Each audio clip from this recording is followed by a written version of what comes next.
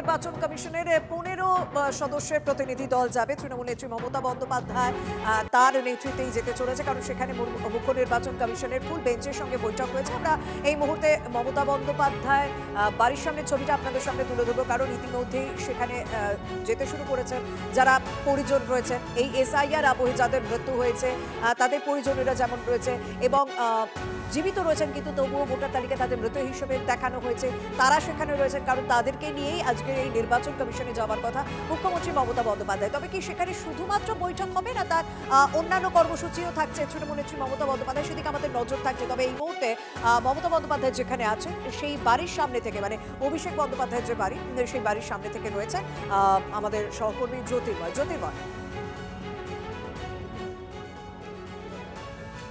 দেখো, আর মাত্র কয়েক মিনিটের অপেক্ষা এবং তারপরেই মমতা বন্দ্যোপাধ্যায় তিনি জাতীয় নির্বাচন কমিশনের উদ্দেশ্যে রওনা দেবেন এবং ইতিমধ্যেই যারা স্বজন হারানো পরিবার, এসআইআরের কারণে যাদের পরিবারে কারো না কারো মৃত্যু হয়েছে, তারা এসে এখানে পৌঁছে গিয়েছেন এবং তাদেরও কয়েকজনকে এই 15 জনের টিমে প্রতিনিধি হিসেবে নিয়ে যাওয়া হবে। জ্ঞানেশ কুমারের নেতৃত্বাধীন বেঞ্চের মুখোমুখি তাদেরকেও বসানো হবে। এটা অত্যন্ত গুরুত্বপূর্ণ।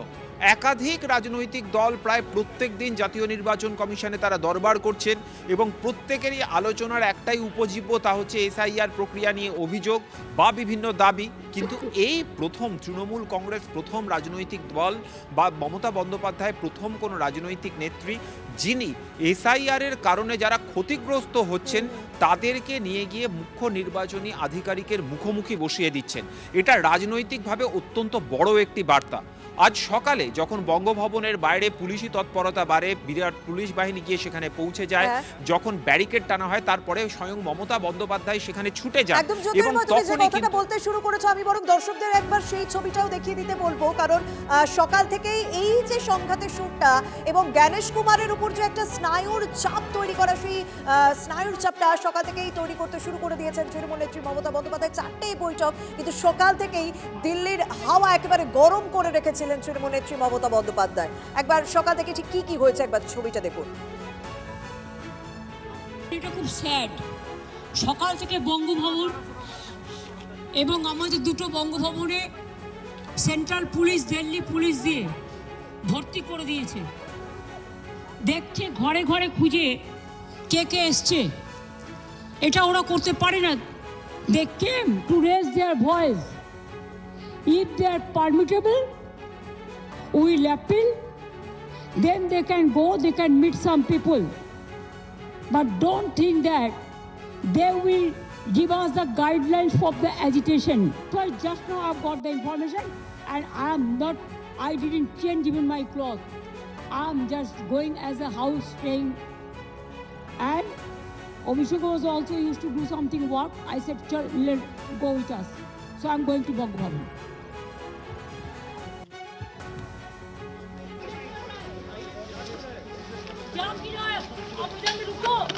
अब तो इधर में तो भाग क्यों रहा? भाग क्यों रहा? देखिए भाई, हम नमस्ते करके कहते हैं। आप लोगों को जैसा भाई बहन है, हमारा भी भाई बहन है। अगर कोई लोगों को घर में कोई आदमी को डेथ हो गया एसआईआर में, वो लोग बच्चा लेके वो सुप्रीम कोर्ट का पास बात करने के लिए आए। हम कोई एजिटेशन नहीं करने के लिए आया। अगर हम एजिटेशन करते तो आप लोगों को हम दिमाग खराब कर देते। अगर आप हमको साथ ऐसा करेंगे बेइज्जती, तो हम भी इज्जत का सब काम लेना जानता है। মমতা বন্দ্যোপাধ্যায় তিনি ভেতরে ঢুকছেন, অর্থাৎ চাণক্যপুরী বঙ্গভবনের ভেতরে তিনি ঢুকছেন এবং এখানে আগে থেকেই যারা এসআইআরের কারণে যারা যে সমস্ত পরিবারগুলি ক্ষতিগ্রস্ত হয়েছে সেই পরিবারের মানুষজন তারা এখানে আগে থেকেই তারা অপেক্ষা করছেন এবং মমতা বন্দ্যোপাধ্যায় এখন তাদের সঙ্গে কথা বলবেন। মমতা বন্দ্যোপাধ্যায় সেখানে পৌঁছে গিয়েছেন। আমাদের পুলিশ এখানে আছে, চিন্তা করবেন না, একদম ভালো থাকবেন, কোনো অসুবিধা হচ্ছে না তো? দায়িত্ব রেখে দেখছে, সব দেখে নাও। যদি কোনো প্রবলেম হয় সংবাদ মেসেজ দেবে। দেখেছ তো, আমি বাড়িতে পড়ার শাড়ি পরে বেরিয়েছি। আর দেখো, এখন নমস্কার করার টাইম নয়, মানুষ দুঃখে আছে। আমি বাড়িতে পড়ার শাড়ি পরে বেরিয়ে এসেছি, আমি এই শুনেছি। আমাকে অত দুর্বল ভাবার কোনো কারণ, ঠিক আছে? আপনারা নিশ্চিন্তে থাকুন, ওদের দেখভাল করে রাখুন, ওদের যেন কোনো ত্রুটি না হয়। ওরা আমাদের, আমরা অনেক দূর দূর থেকে নিয়ে এসছে, ওরা আমাদের শহীদ পরিবারের সব, ঠিক আছে? দেখে রাখো সব। মমতা বন্দ্যোপাধ্যায় তিনি এই মুহূর্তে পরিবারের লোকজনের সঙ্গে কথা বললেন, তাদের আশ্বস্ত করলেন এবং আশ্বস্ত করার পর তিনি এখন এই মুহূর্তে বেরিয়ে যাচ্ছেন। হেলি রোডে যে বঙ্গভবন রয়েছে সেই বঙ্গভবনের উদ্দেশ্যে রওনা হচ্ছেন তৃণমূল নেত্রী মমতা বন্দ্যোপাধ্যায়। দিল্লি পুলিশ এরকম মানে একবারে এসে সার্চ করছে ভেতরে? ওদের সার্চ করার অথরিটি নেই। দেখে না, তারা আমাদের বঙ্গভবন আমাদের নিজেদের প্রপার্টি, যেখানে যেখানে এরা আছে আমাদের জায়গায় আছে, ওদের জায়গায় নয়। এরা হচ্ছে স্বৈরাচারী, ব্যভিচারী, দুরাচারী, দুষ্টাচারী। আমি আপনাদের চোখে আঙুল দিয়ে দেখিয়ে গেলাম। দেখুন ওদিকে দাঁড়িয়ে আছে, দেখুন এদিকে দাঁড়িয়ে আছে চোরের মতো। আর সকালে গিয়ে ঘরে ঘরে সার্চ করছে কে কে এসছে। তোমাদের কি কে কে এসছে? যখন তাদের পরিবার মারা গিয়েছিল কেউ পাশে গিয়ে দাঁড়িয়েছিলে? আপনি কি সুপ্রিম কোর্টেও এবার না, দেখুন আমরা উইদাউট পারমিশন কিচ্ছু করি না। আমরা supreme court is the highest judiciary, we have a great regards. So if they allowed only then, otherwise the lawyers are fighting they will fight. তিনি স্পষ্ট যে কথা জানিয়ে দিয়েছেন যে কোনো এখতিয়ার নেই দিল্লি পুলিশের। বঙ্গভবন তা সম্পূর্ণভাবে পশ্চিমবঙ্গ সরকারের নিয়ন্ত্রিত। দিল্লি পুলিশের যে আধিকারিকরা এখানে উপস্থিত ছিলেন সেই আধিকারিকদের উদ্দেশ্যে কার্যত তিনি হুঁশিয়ারি দেন। তিনি এখানে দাঁড়িয়ে তিনি স্পষ্টভাবে বলেন যে কোনোভাবেই এই জায়গাকে তারা ভেতরে ঢুকে তারা সার্চ করতে পারে না।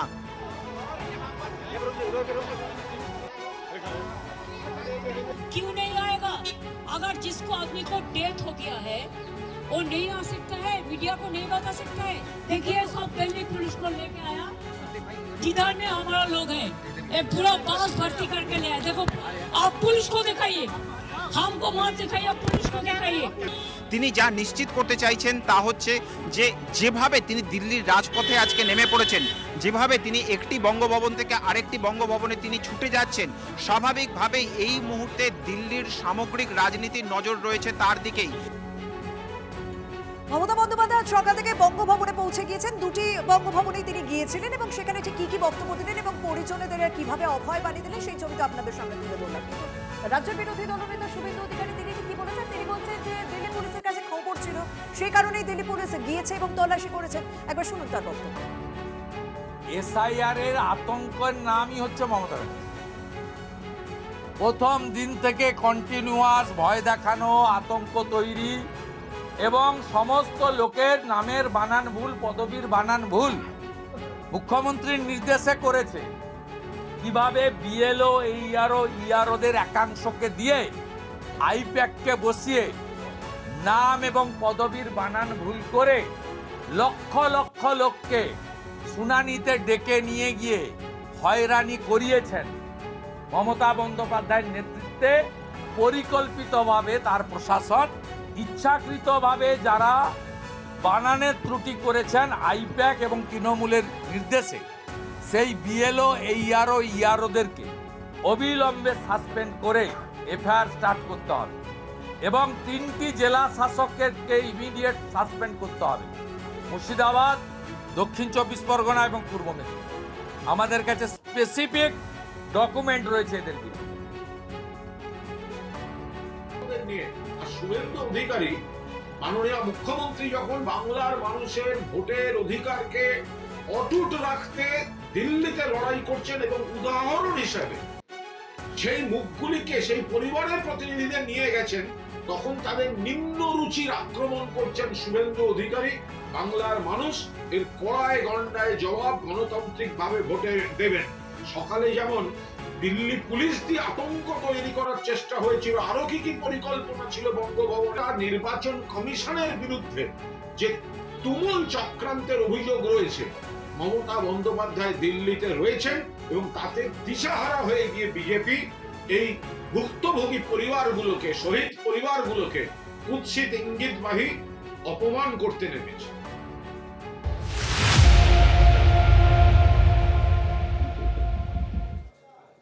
নির্বাচন কমিশনের বিরুদ্ধে আইনি যুদ্ধে এবারে খোদ রাজ্যের মুখ্যমন্ত্রী মমতা বন্দ্যোপাধ্যায়। কমিশন এবং সিইওর বিরুদ্ধে সুপ্রিম কোর্টে মামলা। মমতা বন্দ্যোপাধ্যায়ের বুধবার প্রধান বিচারপতির বেঞ্চে এসআইআর মামলার শুনানি।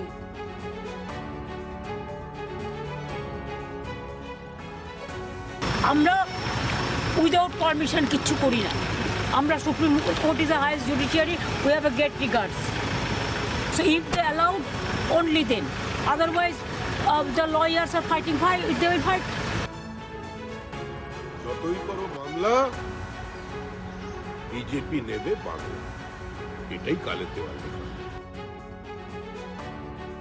মমতা বন্দ্যোপাধ্যায় এবং তৃণমূল কংগ্রেসই একমাত্র নাগরিকদের বন্ধু, মানুষের বন্ধু, গণতন্ত্রের রক্ষক, যারা বাড়ি টু বাড়ি, ম্যান টু ম্যান, অভিষেক বলেছিলেন যাদের হয়রানি হবে প্রত্যেকটা বাড়িতে যেতে হবে, বাড়ি টু বাড়ি, ম্যান টু ম্যান, রাজপথে প্রতিবাদ এবং আইনি প্রতিবাদ, এই গোটা প্রসেসটায় একমাত্র তৃণমূল কংগ্রেসই আছে মমতা বন্দ্যোপাধ্যায়ের নেতৃত্বে। এসআইআর প্রক্রিয়া পিছিয়ে দেওয়ার চেষ্টা করছেন মুখ্যমন্ত্রী মমতা বন্দ্যোপাধ্যায়। অভিযোগ করছেন দিলীপ ঘোষ। উনি বুঝতে পারছেন যত ভুয়ো ভোটার ছিল সব ছাঁটাই হয়ে যাবে, তাই এসব করছেন কটাক্ষ বিজেপি নেতা। যে সংঘাত করতে পারে না, কিছু কাজ করতে পারে না, এখন খালি এই করে নিউজে থাকা আর যতটা ডিলে করা যায় স্যারকে এই চেষ্টা করছেন। এতে কার কি লাভ হবে? উনি বুঝতে পারছেন যে যত ভুয়ো ভোটার ছিল সব ছাঁটাই হয়ে যাবে, যে কোনোভাবে ওনাটাকে লটকাবার চেষ্টা করছেন যাতে দেরি হয়, ডিলে হয়। তো ঠিক আছে, যা যা প্রশ্ন আছে সে উত্তর তো ওরা দিচ্ছে এবং সুপ্রিম কোর্ট যা বলে সেটাও নির্বাচন কমিশন মেনে করছেন, কিন্তু এসআইআর তো কমপ্লিট করতে হয়। উনি সেটা করবেন না, খেলবেন না, খেলতে দেবেন না। এই রাজনীতি কদিন চলতে পারে? সারা দেশের মধ্যে পরিবর্তন হয়েছে, পশ্চিমবাংলায় হবে এবারে। তারা ভেবেছিল এসআইআরকে হাতিয়ার করে বাকি রাজ্যগুলোর মতো এখানেও বাংলা দখল করে ফেলা যাবে, কিন্তু খসড়া তালিকায় যখন ভুয়ো ভোটার 1,83,000 মোটে বের করতে পেরেছে তখন তারা হতাশ এবং এই এসআইআর প্রক্রিয়া দ্বিতীয় রাউন্ডে যাদেরকে হেয়ারিং দেখা হচ্ছে তাদেরকে তো ভুয়ো ভোটার বলে ডাকা হচ্ছে না, তাদের বিভিন্ন রকম নথিগত প্রমাণ চাওয়া হচ্ছে। সেই বিষয়েও আমরা যা আইনি পদক্ষেপ সেটা নিচ্ছি। কোনোভাবেই এই এসআইআরকে হাতিয়ার করে বিজেপি নির্বাচন জেতার শখ সেটা যে সফল হবে না যত দিন যাচ্ছে সেটা বুঝতে পারছেন, তাই এই ধরনের মন্তব্য করবে।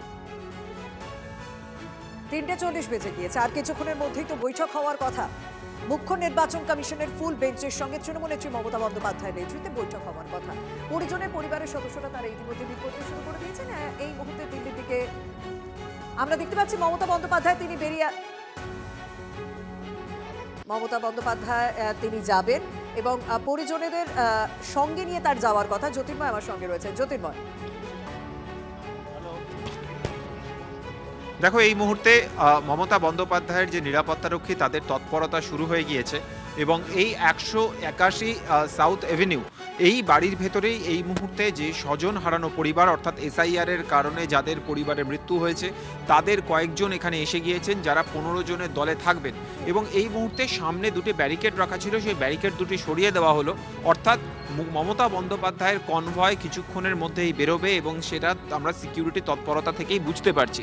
অন্তত আধ ঘন্টা আগে অভিষেক বন্দ্যোপাধ্যায় এখান থেকে বেরিয়ে গিয়েছেন এবং তিনি যখন বেরিয়ে যাচ্ছেন তার হাতে কয়েকটি ফাইল ছিল। এই মুহূর্তে কল্যাণ বন্দ্যোপাধ্যায় তিনি ভেতরে রয়েছেন এবং তার হাতেও আমরা আইনের বই দেখেছি।